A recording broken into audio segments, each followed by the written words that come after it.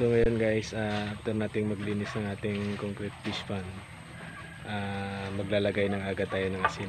So kagaya ng sinabi ko guys, maganda maglagay agad ng asin after nating maglinis ng ating concrete fish pond.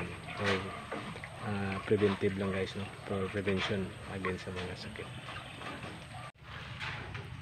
So ito guys, ito yung ating asin.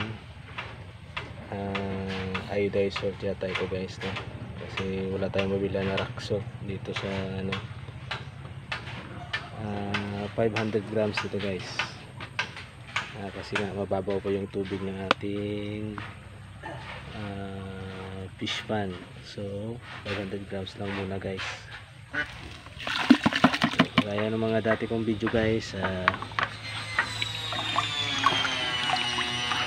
i-dilute lang natin yan guys.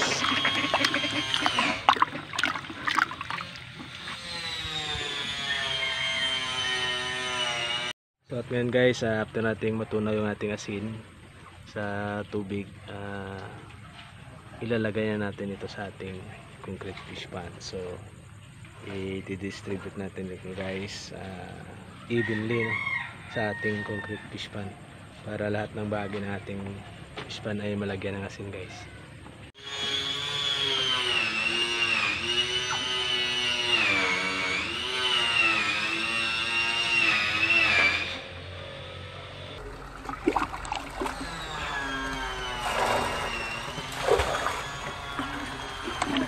Yan guys, so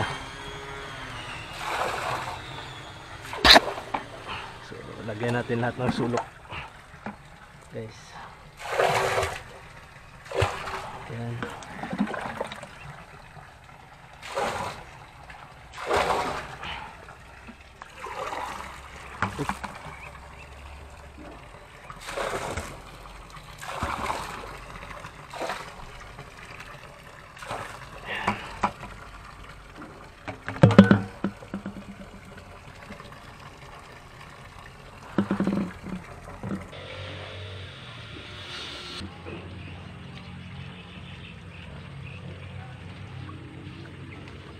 So ayan na guys, nalagay na natin yung 500 grams na asin doon sa ating fish pond. So kagaya na sinabi ko guys, siguro after 1 month ulitin natin ulit yung paglalagay ng asin doon sa ating concrete fish pond. So depende yan guys, pag may makita tayong hindi kaya-aya doon sa ating fish pond, o mayroong namatay, no, na mga fingerlings, so agad tayo maglalagay ulit ng asin, no? So hindi natin hintayin yung isang buwan bago tayo maglagay ng asin. So pag okay naman yung kondisyon ng ating mga tilapia guys, for preventive purposes guys, for prevention, after 1 month maglagay tayo ulit ng asin para maganda yung paglaki ng ating mga tilapia. So maraming salamat guys sa panonood.